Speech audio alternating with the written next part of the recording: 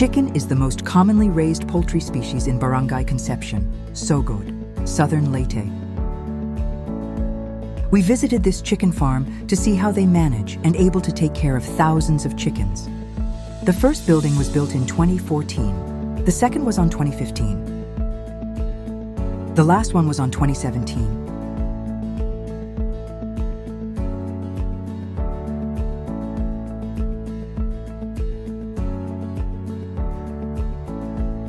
This is Martin Bactaso, one of the trusted personnel and one of the person who take care of the chickens.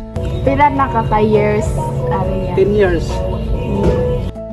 According to Sir Martin, during his 10 years of service, he did not stay in just one place.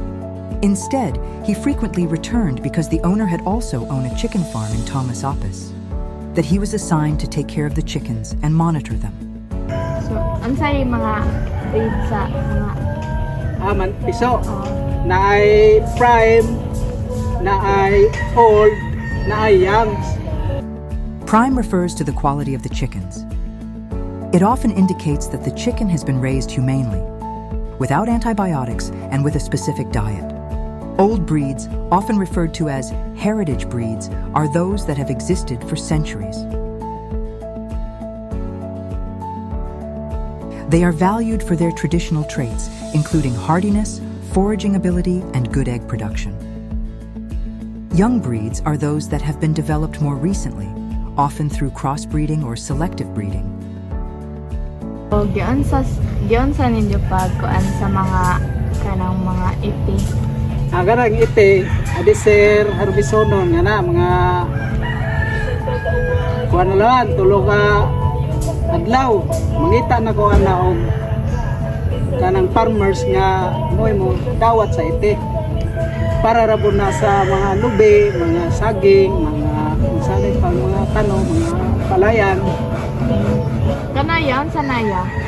Rice na isa, mo ni kana isa, mo ni sabwag sa ite para dili baho ang ite. Kumbaga pulbo kay ite, abo na nga, mo na itabon. So, mo ni mga farmer nga pang mga jo man sila nga na ilang usahay. Diha, kanang mapalayan na mo na mo kuha sa ite para ilarong tong i-recycle sa duta para pa tambok to mo to mo nilang buwan organic. Si Aw pud sila yan, no? Ha? Si Aw. Ano siya?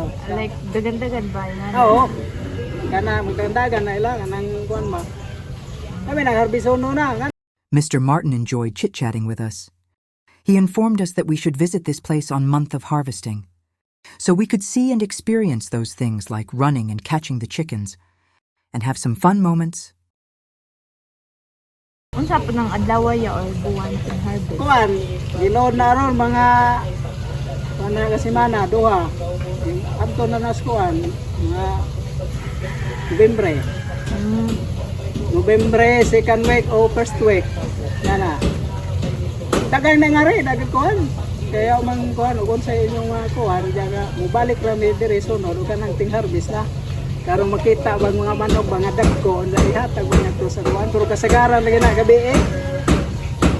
Kay wa may harvest ug ingaron kay mga matay og mga manok. Kay dagko ra wa. Ja 2,000 ang sold sa katra. Ilang mga pagkaon niya kanang supply na kanang deliver niya. Oo, deliver. Deliver gikan sa Iligan, gikan sa Tacloban, gikan sa ugasan ng page nga mo'y bakante ba. Ang page ni Pilmico, ang page nagto nga Cargill, duha ka Pilmico, building 1 ug 3. Lain-lain ang supply sa kuan page.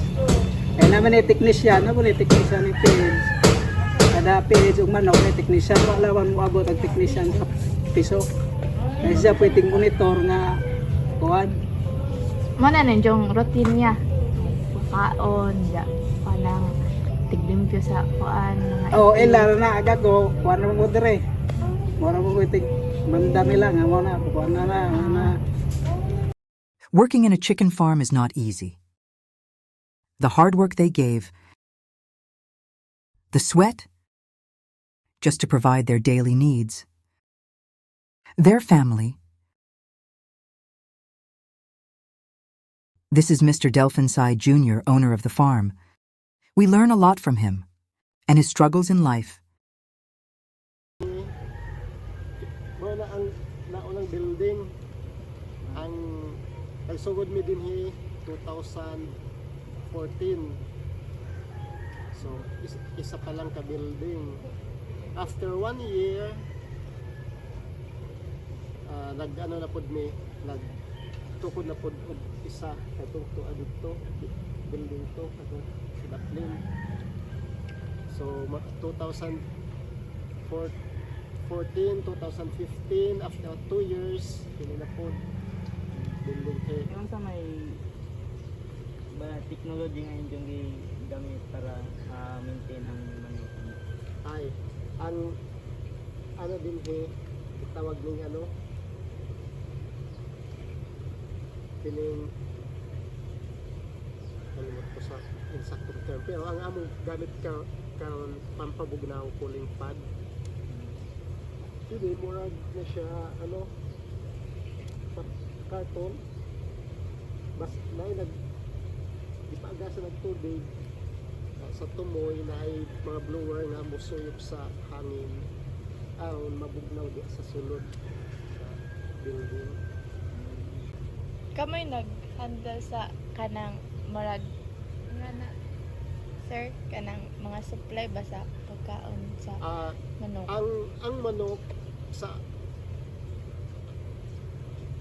ang manok ug ang mga feeds sa ano na kanang sa among supplier.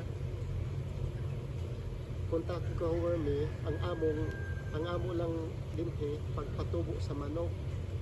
Amo ang lugar, kining mga building, mga tao, kami magpasweldo ana. Ag vitamins na part sa amoa, na part sa kumpanya. Mag-additional ning vitamins ang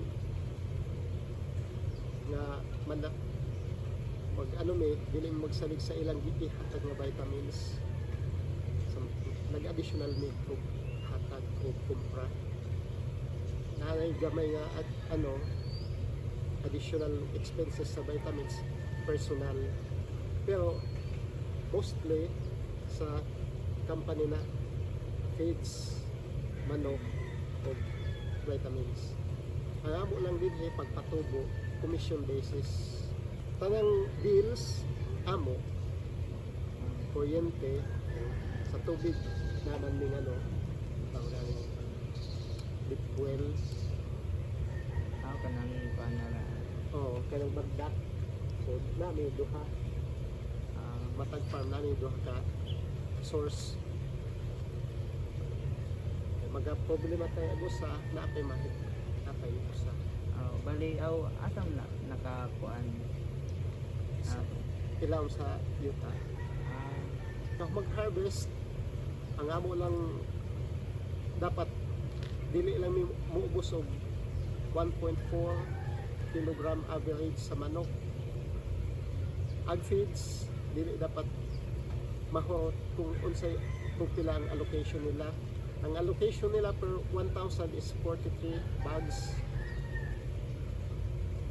So dili dapat na mahurot.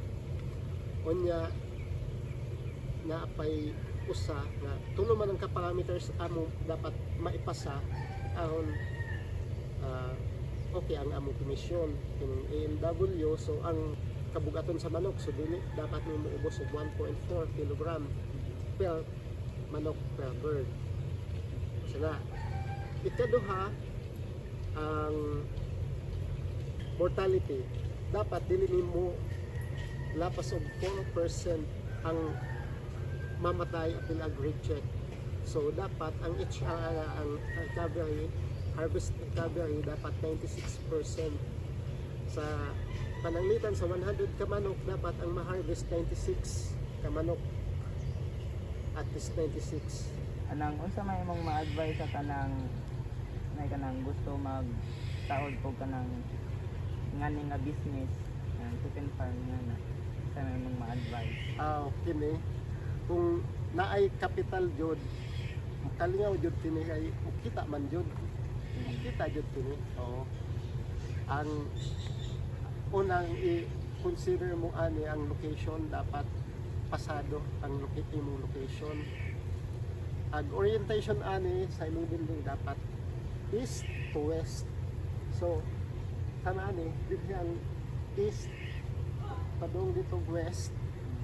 So dapat ang at least ang imong building medyo align, kinahanglan unta layo sa mga kabahayan kay dili moabot ang panahon nga naiuban pag dili matawon nimo pag atiman sa imong reklamo na sa baho nya langaw. Oh, tinuod na. That's all. I hope y'all informed and learned from them.